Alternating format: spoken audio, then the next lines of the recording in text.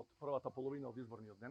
По одлуката на председателот и врховен командант на вооружените сили Стево Пендаровски, припадниците на армијата да се стават на располагање на здравствените институции во справување со ковид кризата. Локалната власт официјално ќе се обрати до Генерал-штабот и до Министерството за одбрана со цел барање дел од припадниците на армијата од Центарот за обука во Велес да помогнат во Општа болница Велес. Официјално ќе се обратиме до Генералштабот и до Министерството за одбрана со барање дел од припадниците на армијата од Центарот за обука во Велес да бидат